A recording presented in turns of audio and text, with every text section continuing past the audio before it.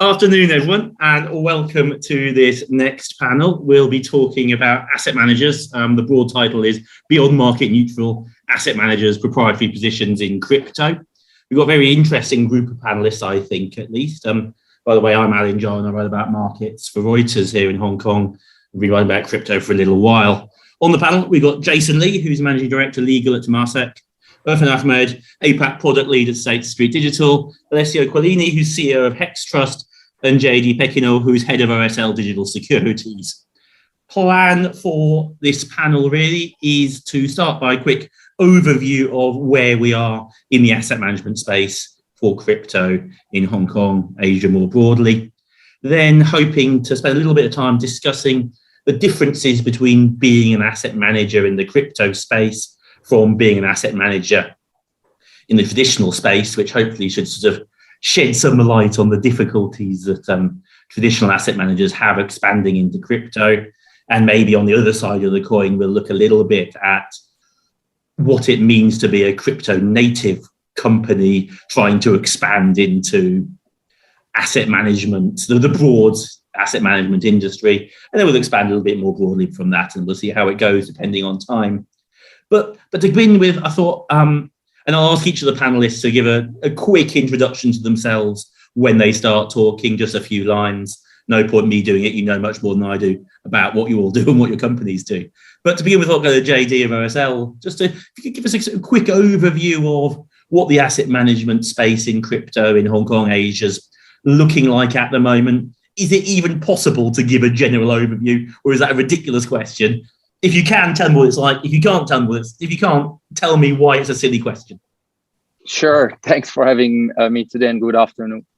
So I'll start. So my name is Jean-David Péquignot. I joined about 6 months ago OSL, and I've got two roles here. I'm head of the OSL Digital Security, which is the SFC licensed entity under OSL Group, and also I'm a global head of execution services, so looking after the trading activity across the group in the different locations where we are located. So I think the asset management universe in crypto in Asia Pacific is really diverse, but there's a few things that are kind of stand out or very different from the traditional market, at least at this point. It's probably the start of the size of the assets manager generally.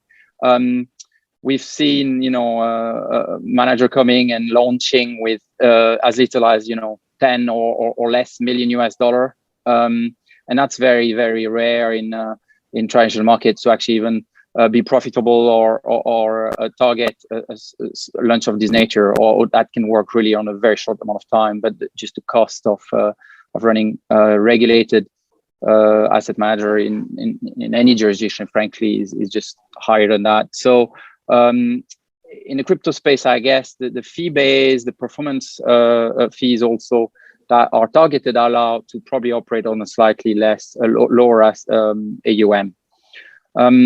Now,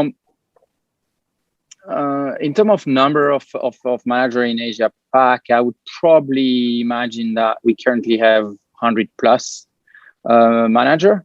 And that's going to be, very, very diverse in terms of size. Some are regulated in, the likes of Hong Kong or in Singapore. Some are not, or are regulated in outside jurisdiction. In probably less kind of established than what we know in traditional markets.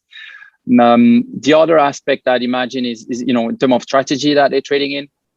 You'd be interested to know. So I think here we see a lot of manager in the quantitative and arbitrage strategy field, using derivatives and also option, which is really a nascent market still compared to the traditional asset, but nevertheless very, very much growing. And then we've got a lot of long only also investor and funds, and then probably third, I'll think about long short, discretionary long short. And then in the overall ecosystem, a lot of also asset manager now are showing up in the venture capital space. And we've seen a lot of family offices and ultra high net worth individual looking at that field also. And then maybe the last one is market maker strategies. So funds now are run on market making on various exchanges, and that's another universe of manager we've seen. Brilliant, thanks a lot. That's really super, really nice overview. And I do apologise. This is Hong Kong, working from home, and inevitably some building work has started, either upstairs or downstairs. So I do apologise for the background noise that's going on. Does anyone else have anything they would like to add to JD's summary of the state of play for asset managers in crypto in Asia? I'm not saying there should be. That was great as far as I'm concerned. But anything else anyone else wants to say? I think JD's done a pretty good job in terms of providing a foundation for what we're observing across Asia Pacific. There's a great report that's published on an annual basis by a large audit firm together with a digital asset crypto manager, which looks to kind of encapsulate what's happening in the hedge fund market, specifically with regards to crypto funds. And I think that's probably a large portion of the funds that JD was referring to. So there's been quite a lot of activity as far as Asia Pacific is concerned on these types of funds, especially with regards to, I guess you'd call them offshore locations. So further away from, I guess, the traditional mature jurisdictions in which regulated funds typically operate. That's for a number of reasons. So many of JD have kind of has referred to, but I'd say that in terms of also allowing traditional regulators and the industry participants to be able to get a better handle on how these funds and the underlying asset themselves will operate as well. Alun, just to add to the comments from JD and Irfan, I think just to take a step back also is to look at the trajectory of this market. Again, it initially started off, at least in the investing space, very much individual, retail, high net worth individuals, family offices, but now we're seeing actually a trajectory moving on to AMs, right? Whether it's hedge funds, regulated, and so on. So it's compared to traditional markets, and we'll do a lot of it today, comparing to traditional markets, traditional regs. You see it's kind of more inverse, where you started off on the retail side and then you're moving on to the AM side. So again, that's a point to call out in terms, and that influences a lot also in terms of the construction of the infrastructure and development of regs. That's great. Thanks, guys. Really helpful. I think quite a few points there would be good to come back to later in the discussion. Sticking with Jason, if we can, I'm just wondering, obviously, it's always the most obvious difference between crypto asset managers, for want of a better word, and traditional asset managers is the types of assets they're investing in are different and have different risk profiles. I was wondering, Jason, if you can expand on the implications of that. Really. What does that mean for how you run an asset manager investing in crypto, how you operate that as compared to one investing in more traditional assets? Right. Thanks very much, Alun. Just a bit of introduction again, and not just to set the stage. I'm currently a MD in the legal department at Temasek, but I spent about nearly 25 years as a frontline derivatives lawyer and dealing with financial regs. So the topic which we're discussing today, resonates really clearly with me. Just to take things from a macro perspective in how the crypto assets differ from traditional assets, I think there are basically three buckets. Right. First is on regulatory risk. It's pretty clear that there are, at the entire value chain, there is regulatory uncertainty on in the crypto space. How you treat assets, how you market products, how you account for it, and so on. And this extends not just into financial services, but also things into accounting, how you account for it, and also tax. Now, suffice to say that as you compare it to other types of asset classes where you have a bunch of regs, we're kind of really settled. In the crypto space, a lot of it is being developed as you go along, right? So that's the first observation in regulatory risk. Secondly, it's also market structure and operational risk. Now, if you look at the crypto space again, ostensibly, it looks like a traditional trading environment where you have OTC markets and then you have your exchanges, right? But the reality is actually a bit more nuanced, right? If you look at the market, the exchanges themselves, right, you see players actually performing many roles in that ecosystem. So you'll have the liquidity provider, the sponsor, the custodian, the folks who maintain the central limit order book and so on, right? So, and that's a lot different from what you get in traditional exchanges. Secondly, also, if you look at it from the OTC space, it's totally different, right? There is no concept of close of day. The market operates 24/11 at a significant velocity, right? So how do you actually get into things like valuation and market disruption, right? There is no one clear market itself. So that's the next issue. And then when you move into the situation where you actually acquire the assets, how do you custody them? How do you keep them? How do you value them, and so on? And that's not just a theoretical issue. It's actually an obligation for many asset managers. How you protect adequately the assets of your clients, right? So that's again another key issue. One of the other issues we see also in market structure and operational risk is this whole concept of stewardship, right? For some of the asset managers, it's important for them to actually engage with companies with which they invest in. But the question, how do you do that in some of these new types of tokens where, DeFi and DEOs, where they actually manage themselves on a project basis? And it's a lot different. You don't have AGM where you can go and kick out the management. So those are the issues which we see from a market structure and operational risk. And lastly, also the technology aspects, which is totally different from the current asset classes which AMs have.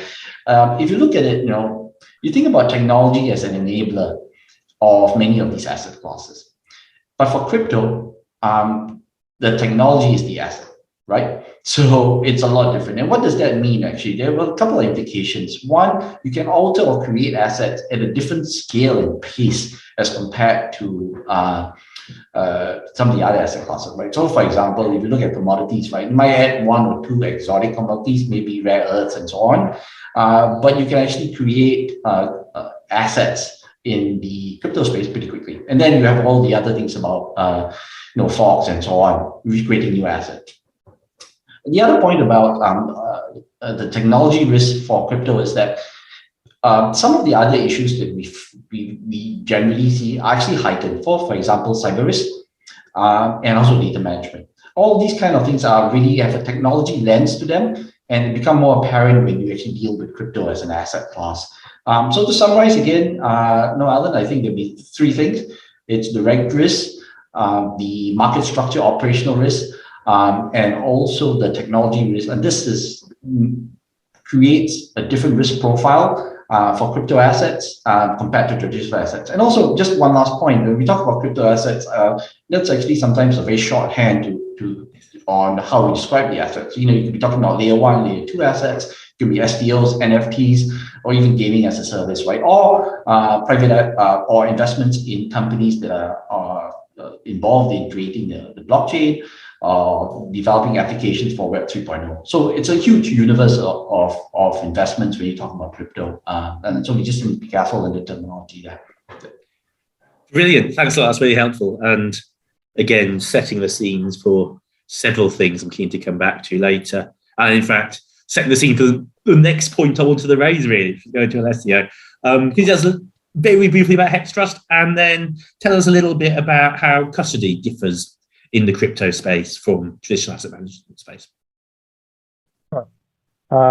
So, just by way of introduction, Alessio Quaglini, CEO of Hex Trust. I'm an engineer by background, but I spent most of my career in traditional financial markets and also worked for the regulator back in Italy before joining Hex Trust around 4 years ago. So in terms of, actually, it was a very good intro from Jason, and I agree with most of the points that were shared. So the custody piece in the individual asset space is obviously a very critical point.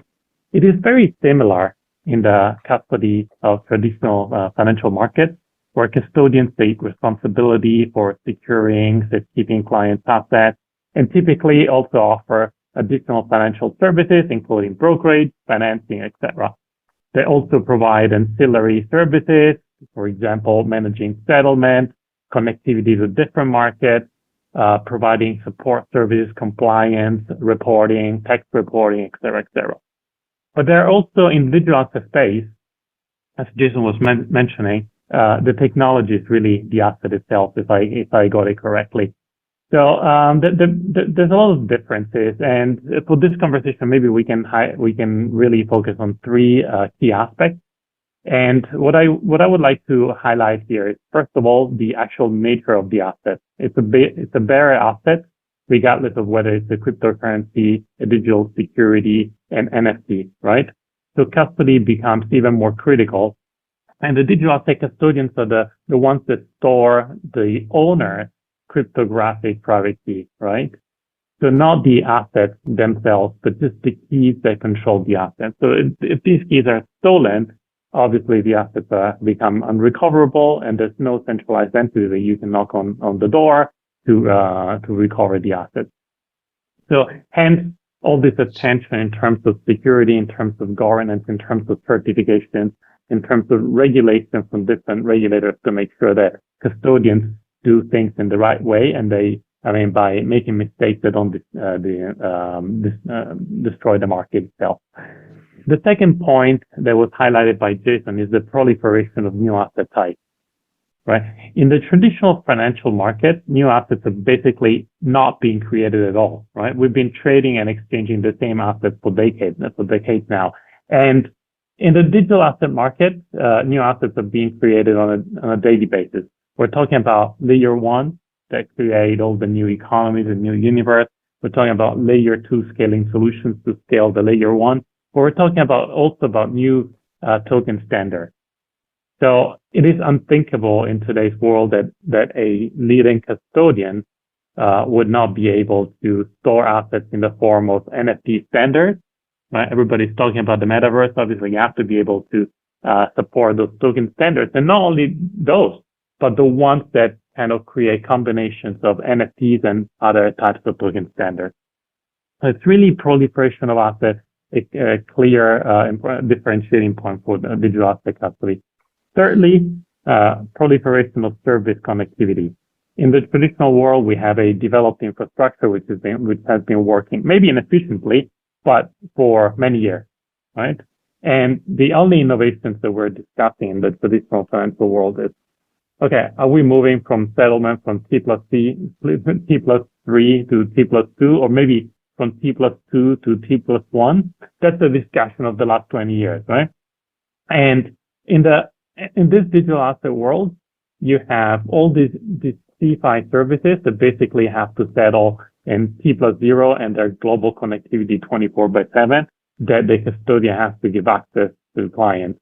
And at the same time, you have all this new universe of DeFi services that are completely revolutionary in the way you interact with them and your clients interact with them. They all work only in T plus 0 instant settlement, and there's no intermediary in the middle. So they really create a different type of infrastructure that custodians have to give clients access to. I'll stop here. That's really interesting. Thanks for that. Yes, and lots to think about. Turning to Irfan, a couple of things. I will go to JD before, at the end, but anything else we've not covered yet when it comes to how things are different in the crypto space and digital asset management? But then particularly when we were exchanging emails earlier, you were saying how you spend a lot of time talking to clients about fund structures, and I'm just keen to expand a little bit about what that's looking like in the crypto space at the moment. What are some of the dilemmas you're facing, your clients are facing, and how you're resolving them? Sure. Well, thanks very much for having me. My name is Irfan Ahmad. I'm the Asia-Pac product lead for the new division, State Street Digital, which was launched in June of last year, which was launched in response to this Cambrian explosion of assets, markets, and infrastructures that we're starting to see emerge in this space. So it's really incumbent on us as being a traditional financial institution that's been supporting, asset managers and asset owners in this space to explore how we might be able to also play a part in helping them traverse this space. So to some of the items that were raised by Alessio a little earlier and Jason, what we've noted in crypto markets is that traditionally these funds and assets and transactions are usually pre-funded. So we typically find that these types of trades, they happen instantaneously because cash is already on ledger, for them to be able to enable that transaction to take place instantaneously. There's been another huge push in terms of stable coins that allow for that, rather than having this 2+2 settlement cycle that has plagued, I guess, traditional markets for long enough. And we're now starting to see that movement take place as well. In terms of your second question, Alan, where you're talking about the types of fund structures that I guess we're observing in this space emerging, we've been involved with a number of different issuers that have wanted to try and go after, I guess, regulated fund structures in order to be able to try and bring in traditional investors into this space, and that is a combination of both retail and institutional. So at State Street, we were named by a large asset manager in the States and in Canada for supporting their exchange traded products, both on the fund administration side and transfer agency as well. And we also were able to do the same in Europe. We hope and envision to do that in Asia as well. Coming back to some of the points that Jason had made in terms of regulation, it's truly a very interesting space in terms of how Asia Pacific is positioning itself. So we've seen quite recently that the Australian regulator ASIC had actually provided some guidelines in the form of information sheets 225 and 230, which provisioned and provided a little bit more clarity to issuers in terms of their regulatory obligations for launching these types of products. So that has played a fundamental role in terms of my interaction with, say, for instance, Australian issuers in terms of their ambition to launch products in that market. Now, whilst that change has been made, there are a few things to iron out between ASIC and the ASX in terms of what will be the listing rules for these types of assets in the future. And these are fund structures that would enable access to, I guess you would call them layer one tokens in the main. As for layer two or web three, I think they're a little bit further off in terms of how traditional asset managers might create products in this space. But nevertheless, they are points of interest, and we see a huge amount of conversation from an educational standpoint, at the very least, looking at how they might be able to create products in this space. So it might be the form of an exchange traded product. We've noticed specifically in Singapore that there are plenty of interesting conversations happening between the regulator and issuers as they look to try and create products that might provide them with a little bit more I guess, empirical evidence to be able to enable them to be able to make a suitable decision as to whether these types of assets might be freely available to retail investors in the coming months and years. The other area that I think JD had mentioned a little earlier in his opening gambit was around, I guess, non-traditional or offshore fund structures. Now, these have been present in Asia for a very, very long time. And actually, some might say that Asia was probably the spawning point for many of these offshore hedge fund, PE, Cayman, Jersey-based fund structures that have looked to allow access for typically accredited or institutional investors, and we've seen a huge growth in that space. And to that point, we've noted that the reason for some of these, I guess, institutions launching products in this space is allowing for traditional regulators to be able to see the activity, fewer, I guess, regulatory requirements in terms of them being able to launch this type of asset, favorable tax rates, and then operational ease in terms of the reporting requirements that are kind of imbued upon these types of fund structures going forward. So yeah, I'll pause there, but there's a lot really to take in. Yeah. Can I have one quick follow-up on that last point, really? Sure. Maybe impossible to answer without a crystal ball, but how do you see that breakdown between offshore fund structures in the crypto space and more onshore licensed funds onshore funds in Asia, licensed by regulators around the region? Do you see people often say, at least the people who want to talk to me as a journalist tend to be the ones who say, we want to be licensed, we want to do everything properly, we want to be regulated, because if you're trying to keep under the radar, you don't talk to a journalist. But do you see that? Do you see more people going down this onshore route in time, or do you think in 5-10 years the bulk of funds in the crypto space will still be offshore offshore based and in Asia? Yeah. That's a good question. So my personal opinion is that we're starting to see regulators think more harmoniously in terms of these types of fund structures. So as I mentioned, Australia at the end of October last year decided to provide some clarity for issues in their markets, and then they look squarely to, I guess, the Hong Kong and Singaporean regulators as to whether they're going to also go next. We have had, I guess, in part, regulatory and policy updates across a multitude of different jurisdictions. So say, for instance, if you look at Luxembourg, you look at Switzerland, and you look at states in the US, they've all had changes to policy and regulation, which will enable, for not only just crypto, but we're talking assets that are tokenized, to be issued outside of the CSD, or Central Securities Depository.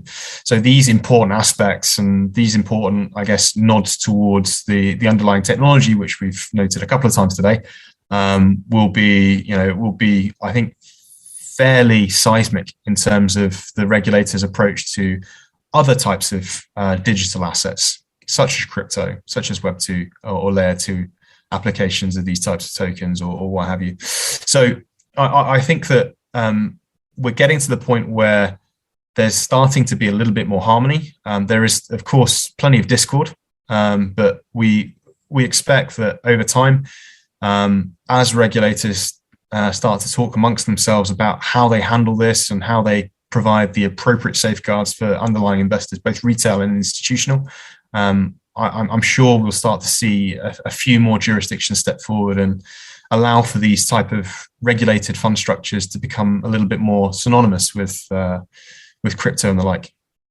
Okay, thanks. So just maybe wanted to add to what Irfan said in terms of that, the regulated funds. Just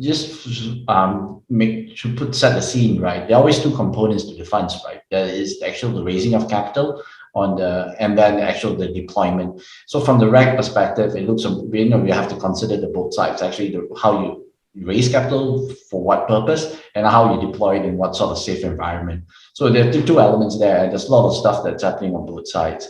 And just one point, the last 10 minutes we've been talking about the issues for asset managers. We certainly don't want to leave the asset managers throwing their hands up in the air and walking away from the space, saying this is all too hard and difficult.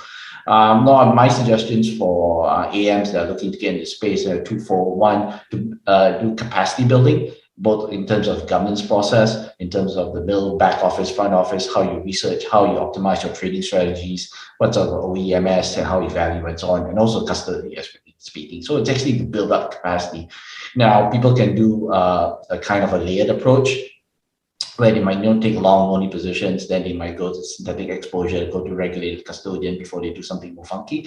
That's fine, or they might outsource certain types of functions. But no, those are things which AMs looking to go into space can do. The second point, which I think is pretty important and goes back to my initial point about the regulatory uncertainty, is for AMs actually to get involved and to give and do some sort of advocacy in terms of what they're looking for, whether through trade associations and so on. It's a good and opportunity in this period to give their views on how regulation to say what makes sense and what doesn't make sense and what needs to be changed as we deal with crypto. So again, that's my sort of guidance or to asset managers, build up your capacity and also get involved in the reg discussions.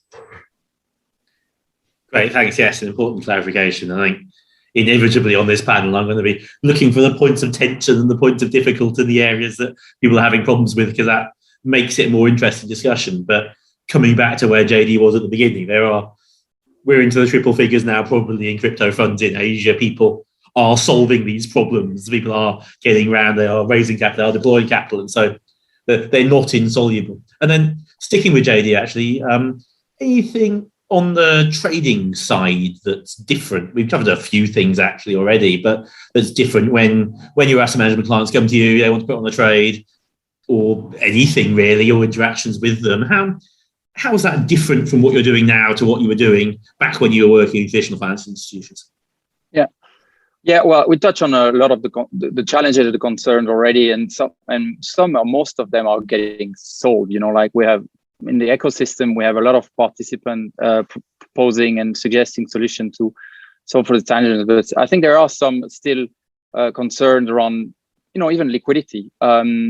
We're looking at ARB strategy or derivative strategies, and when you look actually at the liquidity in those futures market or option market, it's still really, really low compared to any, like you're talking at a very early in your introduction, you're looking after the FX market, right? So the multiples is the magnitude of difference is huge, and so. And also the liquidity is very fragmented in some of those instruments, right? If you think about a future or perpetual swaps, they're going to be traded on various different exchanges. All of them are run their own order book, and so for an asset manager to kind of deploy capital, you need to be able to get plugged in with various liquidity provider and move capital around to seize your opportunity. So I think that's something that is more tricky than probably, like dealing in the FX market, for instance, when you access derivatives or certain type of instrument. The other is, I think, is counterparty risk, right? So this goes hand in hand with also regulatory risk. But, like if you're a traditional asset manager and you want to be entering this market, who do you deal with? And what kind of counterparty risk you're gonna carry? When you deal with those entities or liquidity provider, and also what the regulatory risk you facing when you entering a contract with an entity that is in a non kind of traditional jurisdiction, let's call it. So that's another aspect. And again, they are like provider like ourselves or OSL who are solving for this problem by establishing regulated entity in market in the region, so in Hong Kong, in Singapore, etc.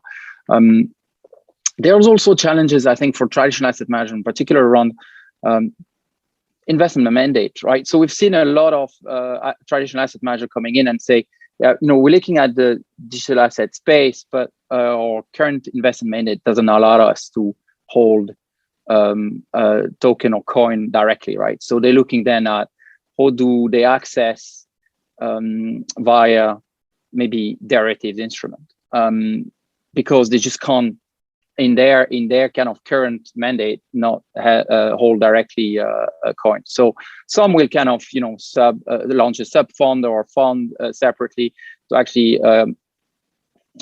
deal with this. Other will have to kind of repaper their old client base to be able to kind of address this.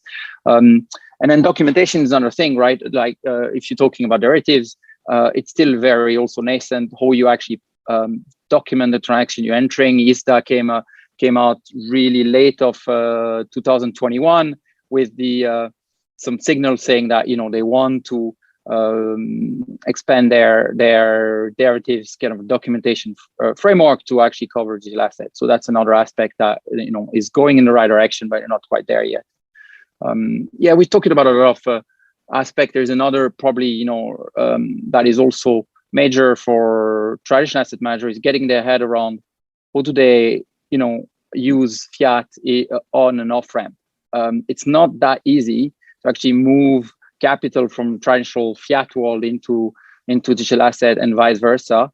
There are banks is applying obviously transaction monitoring, and then they source of funds question, and a lot of time we have asset manager having concern about moving large amount of funds and then being kind of scrutinized or rejected by a bank counterparty because they just don't understand the nature of the capital deployment. So these are aspects that are everyday challenging for asset manager. Yeah.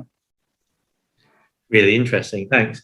And then we've been talking about regulation a lot, and I'm keen to focus on regulation for the next 5 or 10 minutes, really. And logically going to go to Jason first on this. So we'd be interested if all of you could jump in time. But yeah, Jason, just you mentioned the lack of clarity a few times, and everyone has actually. Irfan's also mentioned we are getting more guidance out of regulators in the region. Just wondering, is it more the problem as a lack of clarity around the regulations, or is the problem for asset managers investing in crypto what the regulations say? Is the issue finding out the regulations, or is the issue complying with the regulations as they exist?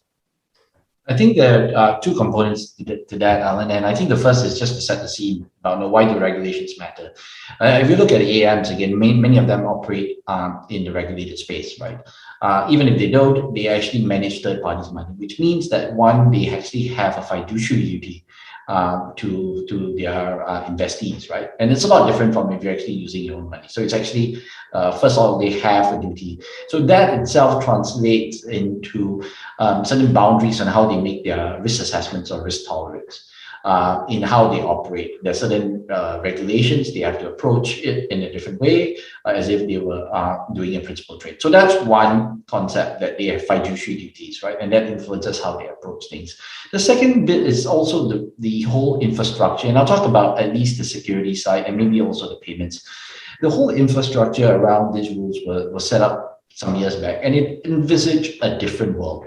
Right, envisage analog world where there were certain principles in place which would translate into each transaction. Right, so I'll give you an example. The whole system is based on actually having gates and nodes or intermediaries who are being deputized to monitor the system. So you would have regulated broker-dealers or investment banks and so on, who would be the liquidity providers, the counterparties to transactions. Now, as JD mentioned, right, as you move along the way, you might have AMs, especially in the OTC space, dealing with people who are not regulated. So if you think about it, the reverse side of AML KYC becomes a play, right? How much of AML KYC do you do as an AM? You might do it obviously for people who invest in you, but what about your counterparties, right? Ordinarily, if you find you deal with a broker dealer, that's not really an issue. So that's one concept. So going back to your point, Alan, I think the regulations, as they say, it's a bit of both. I think some of it is not covered, and some of it you have to make interpretations and make certain judgments, right? And some of it is not clear. Would these regulations, would new regulations help? Well, I think it probably would, but we have to be very careful that we just don't do things in piecemeal, right? Because there's a danger that if you try and solve things per transaction, per trade, or per asset class, it becomes outdated pretty quickly, right? So I'll give you another example in terms of regulations. As JD mentioned, fund mandates, right? Many mandates, even if you have a multi-asset class, right? I don't think if they were set up a couple of years ago that you would specifically have captured crypto. You might have some new funds which are crypto native, which are being set up specifically, but the vast majority are not, right? So they might be set up to deal with securities. So, okay, the next question is layer one and NFTs, are they securities under the US SEC definition? Let's assume they are, right? Then you move forward. So great, that's within our mandate. But if you're an asset manager, then you have to think, hey, were these securities issued in accordance with the SEC rules? Am I deploying clients' fund in a fiduciary manner by actually investing in these type of transactions? So those are the issues which you, again, from a regulatory perspective, right? You have to think about it. So, these are the issues which people face all the time. And the third point, again, about regulations manifests itself in direct investments, or at least when you do thematic investments, right? And you look at the underlying business of what you're investing in, right? Some of these vast or virtual asset service providers, what are they actually doing? To the extent that they're providing a market infrastructure or an exchange, are they regulated? Do they need to be? If they're providing payments facilities, right? Are they? Do they have money transmitter licenses? Are they running money services business? So these are the questions you need to ask, because pretty soon, if there are regulatory basis on which they're operating, if is mistaken, your investment can evaporate pretty quickly. So again, we see these regulations being a concern when you want to invest in this space. You need to make a judgment on how they would apply to you. And would more regulations help? I think we have to be thoughtful, such that it actually solves the issue, and it's not just instinctive band-aid to the situation we face. Yes, I have a from maybe slightly unfair caricature of the crypto industry's attitude to regulation is that everyone spends a lot of time saying, oh, yes, we welcome regulation. We like the idea of regulation. And regulators come out with some rules and suddenly the crypto industry goes, oh, no, we don't want that. We didn't mean that sort of regulation.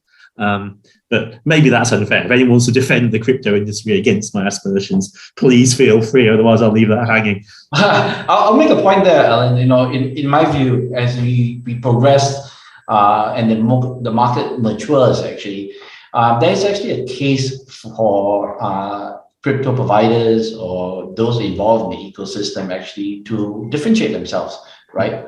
By actually getting best in class or first in class in terms of how they manage their regulatory risks, right? As I said, these asset managers, regulated asset managers, have mandates. They are regulated themselves. To the extent that if someone wants to attract this capital, then it just pays for them actually to conduct themselves in a way to manage their regulatory risk appropriately. So now I'll make that point there. Yeah.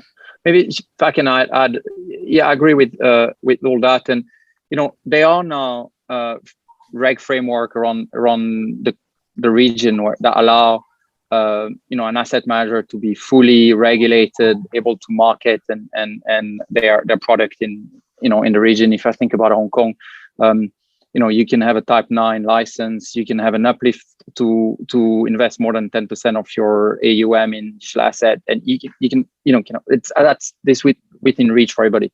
The complication is that it's not an easy process.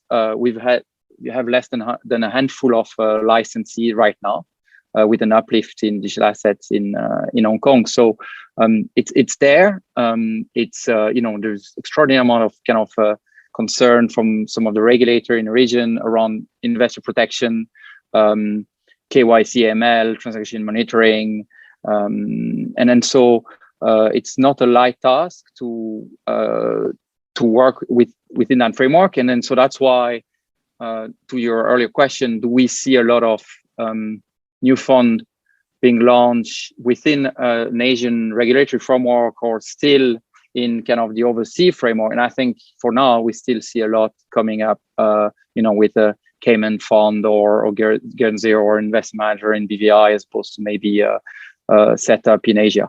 Because the kind of the speed to market, the ability to be more flexible and cater for the new kind of asset within the ecosystem, being NFT or STOs, etc., is easier to address with this framework. But I think that's just evolving. We've seen the Hong Kong regulator in particular, announcing recently some changes on the ability for brokers and private banks to offer crypto to PI in Hong Kong. So there are changes all the time, and in Singapore the same way. There's a number of licenses in the pipeline, and Alessio and ourselves at OSL, we're waiting for that to come, and there'll be a lot more players soon with the right license to operate. Yes, quickly, you mentioned the new rules coming out in Hong Kong. There was a circular that came out a couple of weeks back, which every time I look at any social media platform, someone at OSL seems to be talking about it on there. And I was just wondering your thoughts on the latest SFC HKMA circular that came out just before Chinese New Year, I think, Tony. That was just before, yeah. I mean, my thoughts. They're definitely, we welcome very much this announcement. And we've been working, for 2-3 years to be in a position where we have a license platform in Hong Kong who can offer digital asset access, trading, exchange, OTC, as well as custody to professional investors in Hong Kong. So we have right now this unique position where through this work now we are the only game in town to offer that to our partner, being security houses or banks. And we definitely welcome the regulatory clarity, because brokers and banks were really waiting for that to make a move, and being able to understand how they can operate and offer digital asset access. So there's a number of other clarity being provided around the ability to distribute also virtual asset related products.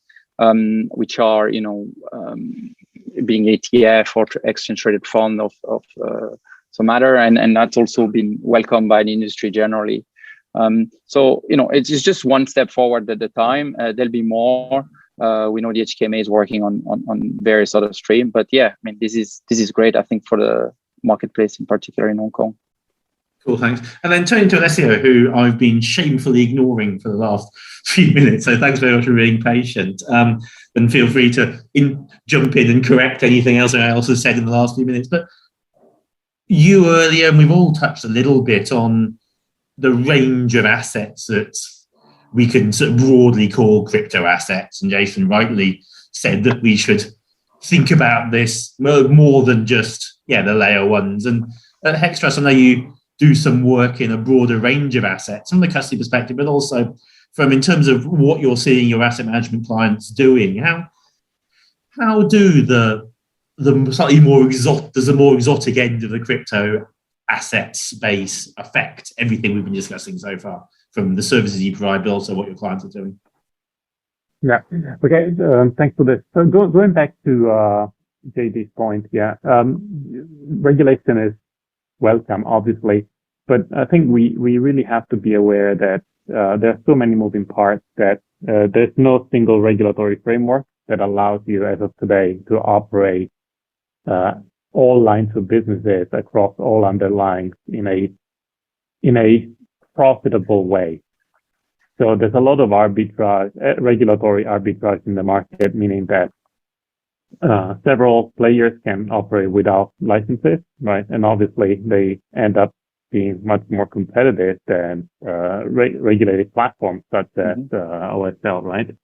So regulation has to be thought, I would say, in a positive way to make sure that it allows a market to develop and operators in the market to actually compete in the market in a positive way. Otherwise, we will end up in a very inefficient market where everybody will book all transactions in currency and then having reverse inquiries around the world, right? Anyway, so that was on JD's point that I completely agree with. On the underlying assets that you just mentioned, so it's actually the market is becoming quite complex. So we don't have more or less any clients that just want to buy and hold Bitcoin. So most clients, if they want to buy and hold Bitcoin, so at least they want to be able to lend them out and obtain a yield on the Bitcoins that they're holding, so that it affects some other kind of regulatory concerns. Or at the same time, maybe they want to wrap the Bitcoin into wrap Bitcoin and lend it out on Compound, which is a DeFi protocol, right, to obtain a yield out of it. So long story short, each of our clients is really looking at more complex solutions. And now you're in front of a market that many people look at in a siloed way. So on one side, you have kind of the stable coins, which is more or less the first securitized tokens, right? Then you have all the layer one and the utility tokens. Then on the other side, you have the NFTs, and then on the other side, you will have the security tokens, which we're not going to talk about now. So for these three markets, they're actually not really different markets. They rely on the same kind of technologies, which is the underlying. As Jason was saying, like the asset is the technology. They rely on the same technology stack. They're all connected, they're intertwined. You cannot just operate one asset without the other one. You cannot buy an NFT without a stable coin, right? And you will not be able to access DeFi services if you're not getting the utility governance tokens from the platform. Think about the way Uniswap 3.0 works, right? You enter into a swap with a stable coin to buy another asset, and you receive kind of governance tokens from the platform, and then at the same time, your swap position on the swap on Uniswap is represented by an NFT. So you can take and go on OpenSea and put it for sale. So it is all one market. And the complexity for us is that we have to provide access and support for all of the above. Right? And from a regulatory perspective, it becomes more and more complex because it's a Lego finance. And either you come up with a framework that can kind of agree a little bit on everything, or it's going to be very tough for regulated operators to be competitive. It's not with that last part, and maybe this is a daft question, but some of what you described in that environment, regulators are getting a little bit more comfortable with and setting out guidance and frameworks. Other parts of what you described, regulation still feels like it's a very long way away. Regulators are thinking and talking about DeFi, but they're not really doing anything yet, to the best of my knowledge. I'm not sure anyone was about to correct me. So Alessio, how do you manage to service clients that are operating in the regulated bit of this space, service the ones that are operating across the gamut of what you've been describing? And how does that complicate providing services to all of them, given the uncertainties around regulation that we've already been discussing? Yeah, I mean, I think what everybody's doing in a nutshell is to try and obtain licenses in different jurisdictions. Try and understand what kind of business you can do in one jurisdiction versus what kind of business you are able to do in the other one, and versus what kind of business you will be able to do in the near, in the medium term, in the long term, in the different jurisdictions. So you're not creating a puzzle of different regulatory strategies to make sure that currently and in the future you will be able to operate your business. But I'll give it just one example, right? So in most of the regulatory jurisdictions in Asia, without getting into the details, right? If you want to onboard a new token, you need to get kind of a legal opinion and you need to get an approval from the regulator, right? So here, every single DeFi platform that you access, when you send an asset to Compound, it's not that the asset is lent to Compound. Compound sends you back what is called a C token. So it's a different token that represents your position on the Compound smart contract, right? So now, what do we have to do for each of the C tokens on Compound, for each of the A tokens on Aave, for each of the CP tokens on Clearpool? We need to go to a law firm and get a legal opinion whether that is a security or not, and then get an approval from the regulator. It is not scalable because, as Jason was mentioning, there's a proliferation of assets. These assets grow, the number of assets grows at a speed that they cannot be controlled by the number of legal opinions that you can get.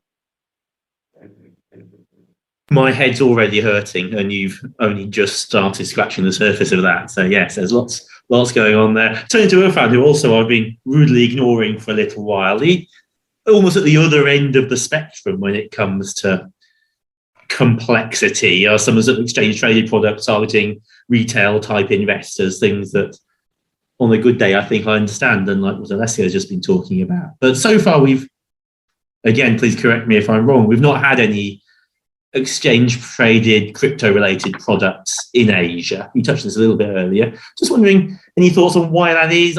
Is that coming? We've seen them in Europe, we've seen them in North America, and what would be the implications for the crypto industry, particularly the asset managers, if we do start getting exchange traded products for crypto in Asia?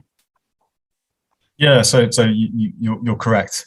So as of yet, there are no exchange traded products that are currently on the market in Asia Pacific. I mentioned a little earlier that there are some changes happening in regulation that have happened a little earlier, but as of yet, there's been no funds that have officially been launched. There is a number of different funds, I think, in Australia that are kind of lobbying the regulator and the exchange in order to be able to be first to market. We're working with a number of different issuers down there in terms of helping them to get to that point, playing the role of fund administrator. But yeah, you're absolutely right. I think once there is a fund that is launched, I think other regulatory jurisdictions will probably pay heed and understand how those types of funds will operate in terms of inflows and outflows, The types of products themselves will differ, I guess, in terms of the asset underlying. I think in Australia they stipulated it was just Bitcoin and Ether that were going to be allowed to be held within those fund structures. I suspect that will probably be a similar, a set of parameters that'll be set out for other regulatory jurisdictions as they look to traverse this space as well. But yeah, you're absolutely right. I think one of the first jurisdictions that we saw, or one of the major first jurisdictions we saw go was Canada. And then we saw a derivatives product being launched in the US. We have seen physical or spot exchange traded notes in Germany and a couple of other jurisdictions across Europe. And we expect that there'll be derivative products across Asia Pacific with a few spot products to be mixed in due course. But I would suggest that within the first half of this year, we'll probably see our first few spot exchange traded products to be launched. And I think that they'll be eagerly and overly subscribed in some of those markets. So yeah, we'll see how that goes. Interesting. So maybe I can add. So we've seen in LATAM, quite a strong interest in ETF, particularly out of Brazil. There's at least two ETF provider in the market right now have launched various ETFs. From mainstream coins to DeFi kind of assets, and so if I take this experience or this interest in LATAM, I think we can read that we'll see a similar interest in Asia or Asia Pacific, and I agree. We'll probably see the next 3 to 6 months 2 or 3 different jurisdictions across Asia Pacific with ETF coming. One to watch then, and I'm building up to wrapping up now. Really, I think we're over time, but I just want to quickly go around the panel for one last question. You've got 30 seconds to answer, so please keep it brief. I'm keen to ask each of you if there could be one thing that you could change. You get a magic wand out, you can change one bit of regulation, you can create one service that's in the market, that's not in the market that you want to be out there, that would have a significant change on how crypto funds are operating in Asia Pacific. What would that be? I'm going to go start in the bottom left as I look at my screen. It's going to go Jason, JD, Alessio, and then finish up with Irfan. Jason, you've got your magic wand out. You can change one thing that would make a big difference for crypto funds in Asia. What would that be? So the one is out, and I would suggest actually a better collaboration with regulators across the entire crypto space. And that's a very macro comment, but I think as JD mentioned, it's important to have that to prevent a regulatory arbitrage, and also to ensure that just the cost of transactions is reduced, right? We don't want a race to the bottom. We want thoughtful regulations. So that would be my pitch, to have a collaboration on regulations across how we market, sell, and raise funds. Great. JD? Yeah, it's very similar. Harmonization across the region, or even globally for that matter, of regulation, so that everybody kind of plays on the same field, and we don't have this reg arbitrage across different jurisdictions. It's kind of wishful thinking at this point. Honestly, there is still a lot of work for many regulators to get their head around the topics that Alessio has raised earlier. And it's also it's a tricky task, right? Because the ecosystem is moving very, very fast. There is new way of doing business in DeFi space, in STO space, in NFT space, that just takes time for regulatory review and understand, what lens they're applying and how they want to respond to that. So it's a long game, but yeah, that's really what wish for. Super. Alessio, your turn. You're not allowed to say regulatory harmonization because we have 2 of them. Well, yeah. So they took the easy one. So I'm left with the harder one. I mean, just to think a little bit outside of the box. I think the beauty of this kind of blockchain technology is that things are kind of all on chain and public. So I would like to see more on chain platforms that allow to actually track and visualize kind of activities and performance of funds. And that would make the whole industry, I think, more transparent and maybe easier to regulate going forward. That's really interesting. Irfan.